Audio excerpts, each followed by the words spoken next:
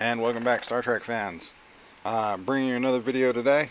And this one's going to be on John Harris. A number of my friends and alliance mates asked me what I thought of the John Harris pack, and I told them I thought it was fantastic. And there's going to be a couple reasons for that. One, the last couple times that John Harris has been available to be earned has been through the auction events, which can get ridiculously expensive. If you're unaware, auction events require you to spend G3 materials, and we're talking crystal or gas. I think one of them was a domination style event, so that was just earn power, which of course is going to cause you to still spend G3. And when you're getting up into the millions upon millions of points just to gain first place, that equates to a lot of money. Here recently, a Black Friday special, they gave us the John Harrison pack. Not even looking in the right area. They gave us the John Harrison pack for sale, 99 bucks.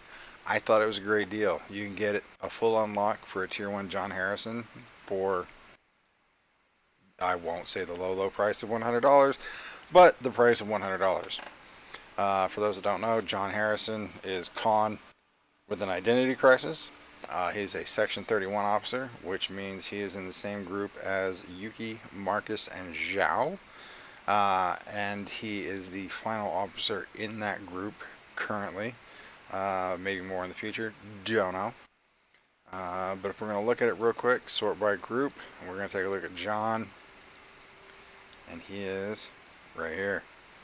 John Harrison. He's got a couple really fun abilities. You got his captain ability when fighting explorers. John Harrison increases the weapon damage of the ship by 20%. That's a pretty decent damage increase, especially if you're fighting, i.e., explorers. That's going to be your B-Rels, your Enterprises, your Centurions. I know there's more. Mayflowers. Those types of ships. He's going to get increased damage. His officer ability, though, which is the really fun part of this officer. For the first round of combat, John Harrison ignores 60% of the opponent's shield. So, as we know, during combat, your ship fires its weapons. The first thing it does is hit the shields. The shields have deflection, the shields have health. So the shields are going to deflect part of that damage, and then part of that damage is going to be absorbed by the shield health, and then it's going to go into the armor. And of course, the armor is going to absorb part of that damage. There's dodge. There's a whole bunch of mechanics in there for mitigation. But this is going to allow you to ignore 60% of that first bit of mitigation on round 1, which is big. It will make things go poof. We're going to take a look at him on a ship real quick. Go into our carousel. And so many officers. Where I'm lost in the woods. Here, Marcus.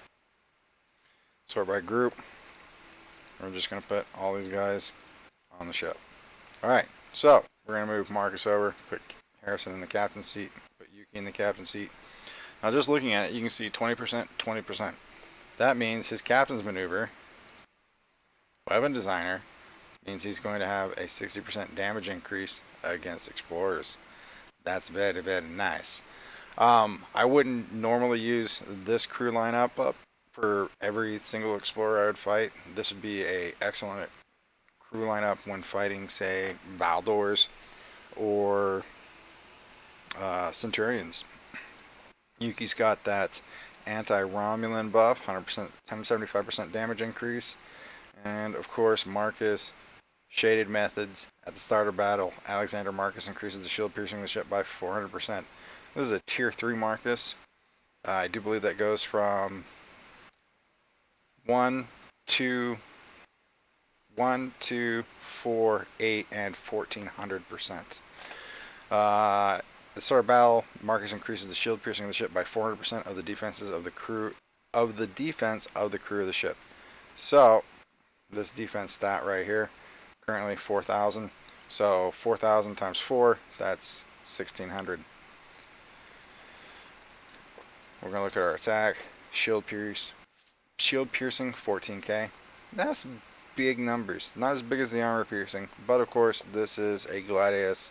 It's an interceptor. It's all about the armor pierce. Anyway, back to the actual crew. John Harrison is going to work better in certain ships than he will in others. The most notable ship he's going to work extremely well in would be the Saladin, for example. Why? Because the Saladin has that big ass gun that fires on round one. That is total upfront domination on round one. Now you can get really interesting with the crews. You don't have to go full section 31. We can just move John over here, and we're gonna say, let's go, yeah. This is kind of a procky group. I'm not gonna say it's the best group, but it can be a fun group, especially considering that first round damage. So say this was a Saladin, and no, I don't have a Saladin, but say it was, and you got that first round shot, the mother of all shots. I hate the Saladin. Love the Saladin, hate the Saladin. Don't have a Saladin. Anyway, Gorkon, of course, is quick victory. It's going to increase the chance of a critical hit by 20%. And of course, Kurla is going to increase damage of critical hits with kinetic weapons, which is what that big gun on the Saladin is, a kinetic weapon.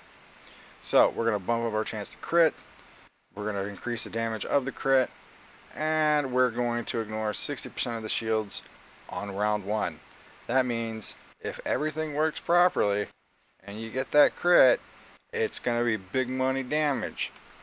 And by big money, I mean on average, if a Saladin, say a tier 8 Saladin ranging around 1.5 million power crits on that big gun, it's usually about $1 million plus. And if 60% of that is going straight through the shields, it's going straight to the hull. It's going to end combat a lot sooner. The Saladin, of course, is the first ship that comes to mind when wanting to operate with this particular crew. Other ships could work fairly well, especially ships that unload all their damage on the front end on round one. D3, D4, the Gladius, maybe even the Kelvin could do a pretty good job of making use of this crew, just opening things up on round one and making sure you end that combat that much quicker. And I mean, like I said, bypasses 60% of the shields. And of course, you've got your defenses over here. Oops, too far.